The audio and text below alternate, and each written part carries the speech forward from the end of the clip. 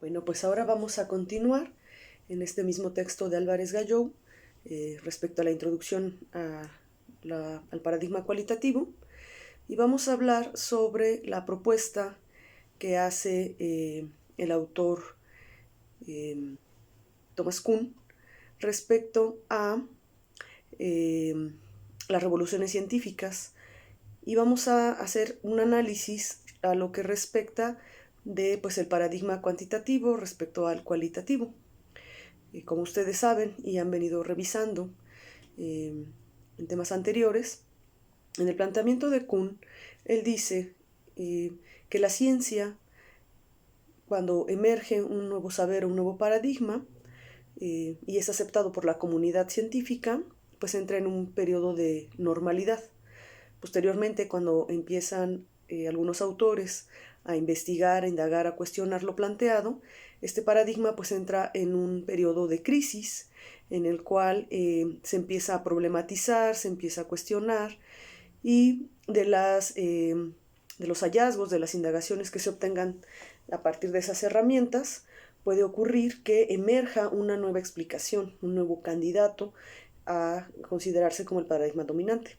Si esto lo trasladamos en el campo de lo que implica el paradigma cuantitativo como la idea dominante de hacer ciencia, las propuestas del paradigma cualitativo pues vienen a cuestionar la pertinencia, la unicidad del método de este paradigma, lo cual pues se empieza a demostrar ciertos objetos de estudio en los cuales este paradigma no logra dar respuestas o mostrar la realidad en esa complejidad de la que veníamos hablando, o de esa totalidad, sino una fragmentación de la misma.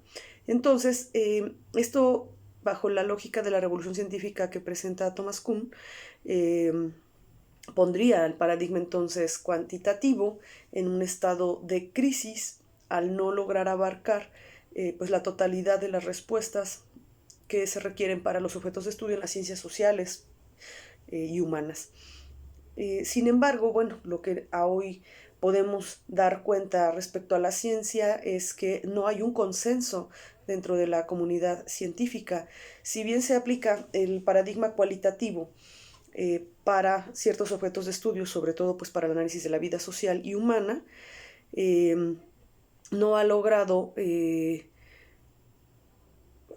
tomar el lugar del paradigma cuantitativo. Es decir, el paradigma cuantitativo sigue dando respuestas en varios campos de la ciencia, por lo cual pues no ha sido ni rebasado ni desplazado. Y entonces nos encontramos en una situación dentro de la metodología de investigación con dos paradigmas que trabajan, que ofrecen resultados, que generan conocimiento, y que a lo más que se ha podido llegar a aceptar dentro de la comunidad científica, más en aquellos quehaceres que tienen que ver con los estudios sociales y humanos, es pues más bien una convivencia de ambos paradigmas, incluso la generación de investigaciones que llamamos de corte mixto, en donde utilizan ambos paradigmas para ciertas partes de la investigación, ya sea cuantitativo o cualitativo, dándole quizás mayor peso a uno que a otro, pero sin ser desplazados del todo, ¿no?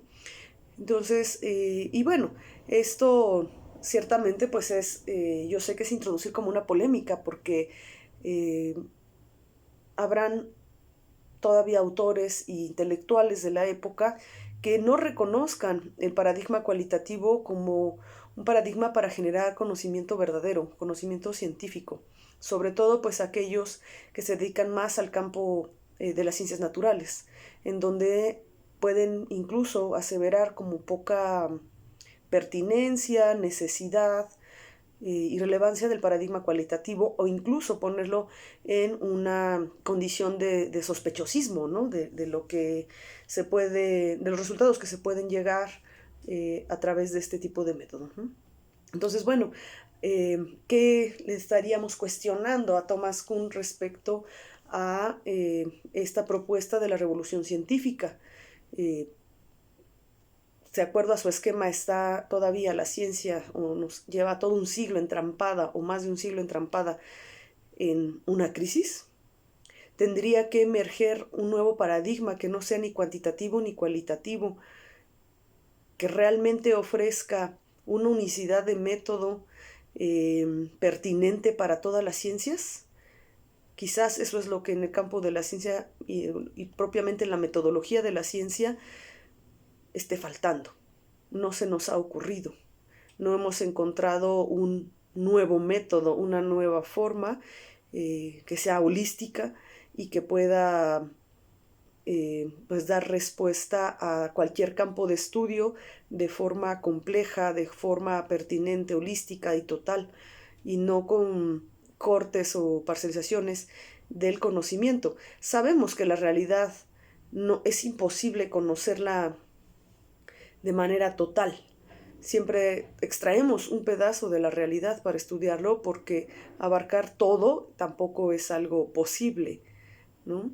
O al menos no con la forma en que concebimos el quehacer científico, el conocer las realidades. Nos parece que es demasiado amplio como para poder ser abordado desde un intelecto humano, ¿no? Pero bueno, esta es el cuestionamiento, esta es lo que nos invita a pensar y plantear qué pasa con la ciencia, qué pasa con la metodología de la ciencia, porque no, por más que queramos hacernos de la vista gorda y decir, no, el positivismo ya ha sido rebasado, la metodología cuantitativa tiene tales y cuales carencias, y entonces ahora lo que va a hacer es lo cualitativo, la verdad es que no es suficiente una mirada cualitativa para dar cuenta de la realidad, como tampoco es suficiente la mirada cuantitativa para dar cuenta de la complejidad de la realidad. Entonces, ambos paradigmas definitivamente no se desplazan uno a otro. Más bien hemos entrado en una postura complementaria entre uno y otro paradigma, ¿no? Y es complementaria y no puedes uno sustituir al otro porque avanzan en lógicas incluso de construcción diferentes, en donde ciertamente el pensamiento en la generación de la ciencia, aún en aquellos que hacemos investigación cualitativa, hay conceptos y como necesidad del científico en las que todavía estamos muy atravesados por la lógica del paradigma dominante, del paradigma cuantitativo. Y entonces vamos a abordar estos tres conceptos que nos propone Álvarez Galló: validez, confiabilidad, muestra. Y bueno, y finalmente el concepto de saturación. En cuanto a la validez, en la metodología cuantitativa, sabemos que tiene que ver con que para que un objeto se considere válido, realmente se demuestre que aquello que se está observando, que aquello que se está midiendo o apreciando, se enfoque realmente en lo que se busca conocer de manera específica y no en otra cosa, que no se pierda la mirada por otros lares. Eso le va a dar validez a la investigación, o en eso se tiene que estar centrando. El concepto de confiabilidad nos va a referir que el dato que se está mostrando, los resultados que se están obteniendo a partir de los datos presentados, deben de ser congruentes, deben de ser estables, deben estar bien definidos y el porcentaje de error pues debe de ser el menor posible para poder afirmar que aquello que se está mostrando es verdadero, es confiable ese resultado que se está presentando. Y la muestra en la metodología cuantitativa tiene que ver con la representatividad del objeto de estudio que se está indagando. Es decir, generalmente, por ejemplo, nosotros en la psicología o los que estudiamos el factor humano, pues buscamos una muestra representativa y entonces a través de una fórmula estadística sacamos el número de sujetos en los cuales se tiene que estar haciendo el levantamiento del dato para que efectivamente podamos hacer una generalización de aquel hallazgo que nosotros logremos obtener en nuestra investigación. Estos tres conceptos están también presentes de alguna forma o atravesando el pensamiento de los investigadores también en el paradigma cualitativo, aunque obedece a una lógica diferente. En cuanto a validez, pues se trata de definir claramente el objeto de estudio desde el planteamiento del problema, que quede muy claro cuál es el objeto de investigación, qué elementos son los que realmente se van a abordar en la investigación y qué son esos y no otros. En la confiabilidad, aquí hemos echado mano, como nosotros no hacemos medición, no vamos a obtener números ni podemos sacar a través de una fórmula matemática el nivel de confiabilidad del trabajo de investigación que estamos realizando. Y entonces la propuesta que se ha hecho y que no es menos válida desde la investigación cualitativa, pues es la introducción de este concepto de triangulación.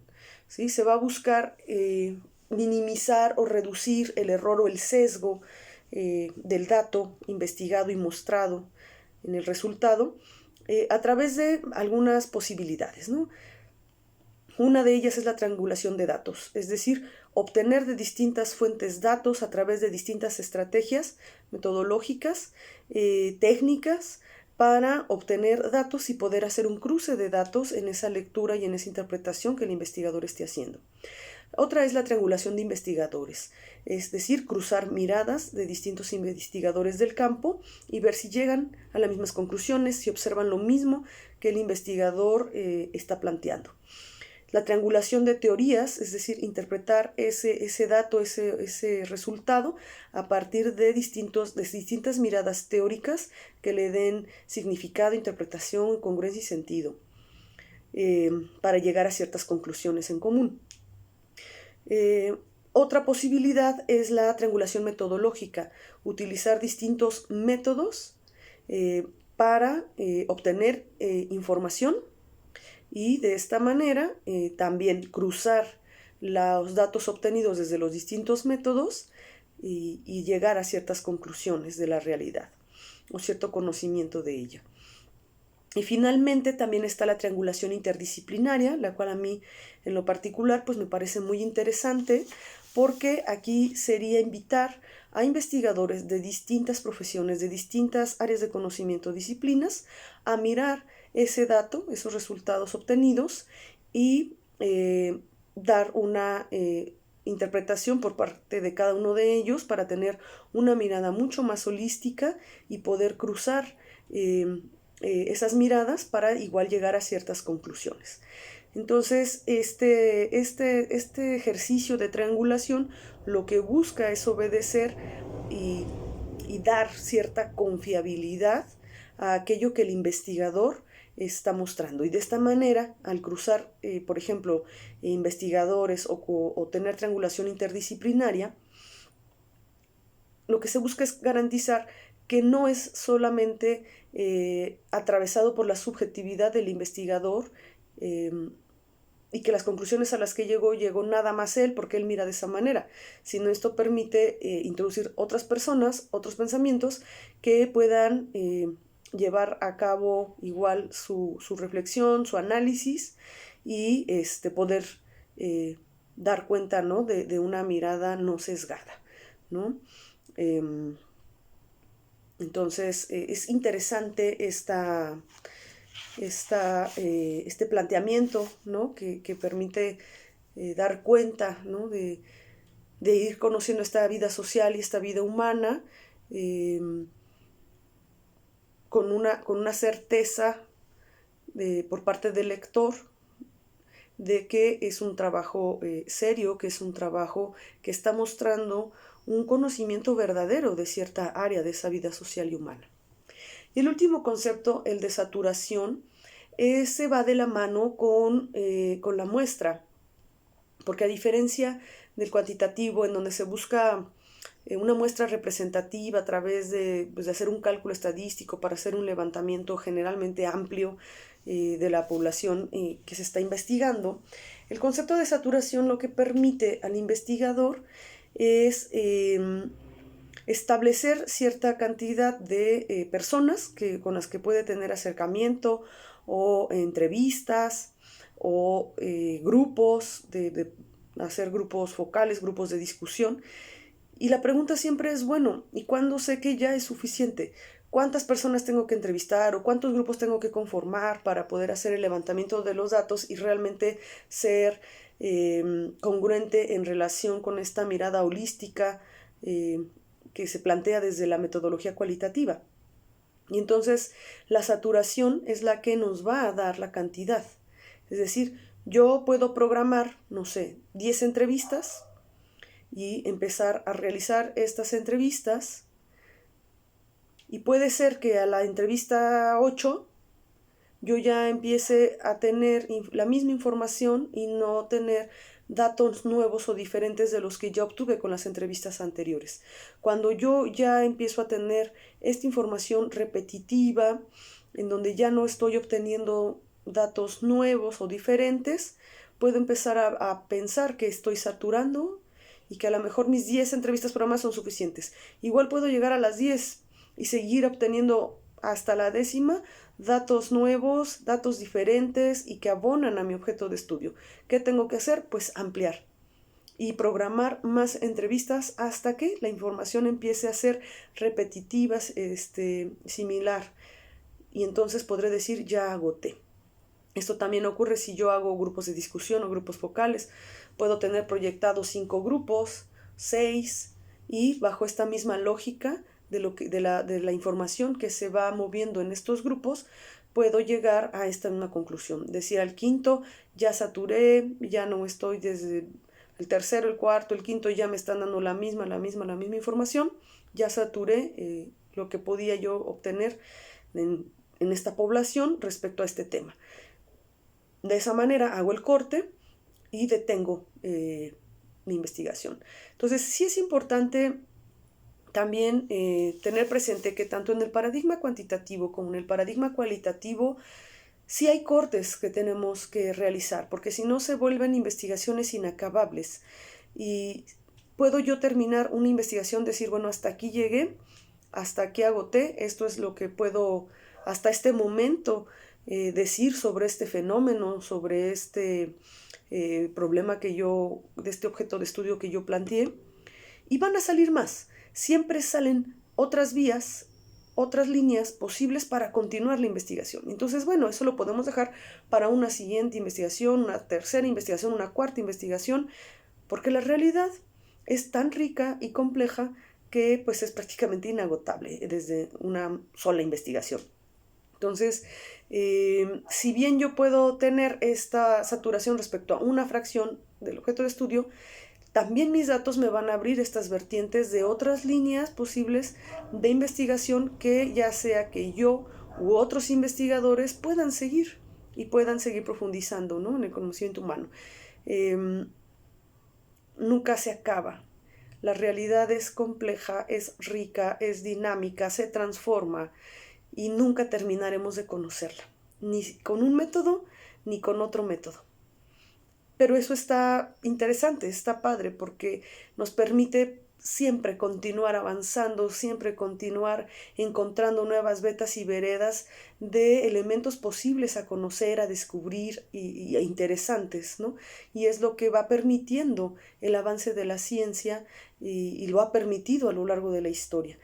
Entonces hay dos puntos de partida, o bueno, hay varios puntos de partida para una investigación de cualquiera de los paradigmas que nosotros abordemos. Puede ser partir de cuestionar el planteamiento de otro investigador por inconsistencias que uno pueda encontrar en sus trabajos y que a uno le interese indagar y dar cuenta de esas inconsistencias y resolver aquello. Otra puede ser a partir de aquellas vetas que se abrieron en el conocimiento y que por los alcances de una investigación ya no pudieron ser abordados, y que uno al leer esas investigaciones pueda decir, wow, a mí me interesaría saber qué onda con este fenómeno que encontró esta persona y yo le voy a entrar ahí, ¿no? Y lo voy a indagar y lo voy a pensar. Y otras pues tienen que ver con conocimientos de la realidad y acontecimientos nuevos que se van presentando en la vida social y humana, porque siempre están pasando cosas, siempre están emergiendo nuevos fenómenos posibles a investigar. y bueno, el tiempo actual que estamos viviendo, que es una pandemia sanitaria que está marcando y atravesando millones de vidas en todo el mundo, abre una nueva beta que seguramente encontraremos múltiples investigaciones en los próximos años y publicaciones al respecto de todo lo que este acontecimiento que nos tocó vivir en esta época, pues está generando en la vida, ¿no?, de las personas, todo lo que está transformando, todo lo que está cambiando, y este abordaje pues puede ser desde muy diversas aristas, desde el campo de las ciencias naturales como desde las ciencias sociales, desde el fenómeno social, no sé, hasta podemos partir de preguntas podrían pensarse muy simples, pero que nos pueden llevar a comprensiones y abordajes muy interesantes, ¿no? Podemos partir de algo tan simple como puede ser, ¿por qué la gente no usa cubrebocas?, ¿no? Porque por sentido común podemos tener muchas respuestas por aquellas cosas que hemos escuchado, que vemos circulando en las redes sociales, que vemos circulando en los memes, que que escuchamos en la calle, en nuestras familias. ¿Por qué la gente no usa cubrebocas? Pareciera una pregunta muy simple de contestar, pero eso es posible investigarlo, ¿no? Es un fenómeno que no tiene una respuesta tan simple. ¿Por qué no o sí lo usan?, ¿no? ¿Qué ideas y transmisiones y representaciones se están generando a partir de el uso o no, por ejemplo, del cubrebocas, ¿no?, que es un tema actual? Como ese, pues podemos irnos hacia las repercusiones que el confinamiento genera en la vida anímica de las personas, o en la dinámica familiar, o en los diálogos y conversaciones que hoy día se están dando. Las formas de relaciones entre amigos, por ejemplo, a partir del confinamiento y esta cuestión de, bueno, ¿por qué los jóvenes se reúnen sabiendo que ponen en riesgo su vida y la de sus familias, o qué sé yo, ¿no? Y se reúnen? O las familias, ¿por qué se están reuniendo? ¿Por qué están saliendo del confinamiento y aún viendo que en las noticias están habiendo, siguen en aumento los contagios, la gente enferma, el número de muertos? No sé, hay una súper gran cantidad de diversos temas que solamente con este fenómeno que estamos viviendo podemos investigar.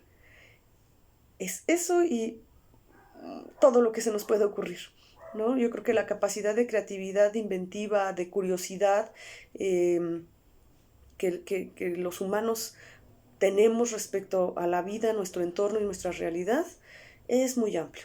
Solamente hay que echarle un poquito de imaginación y conectarnos con aquello que nos mueve, ¿no? Con aquello que nos interesa, con aquello que realmente nos genere una gran curiosidad y podemos obtener, ya sea a través de un abordaje cuantitativo o cualitativo, seguramente resultados súper interesantes. Entonces, pues, al menos yo muero de ganas de ver qué vamos a producir, qué vamos a generar en el campo de la investigación en los próximos años.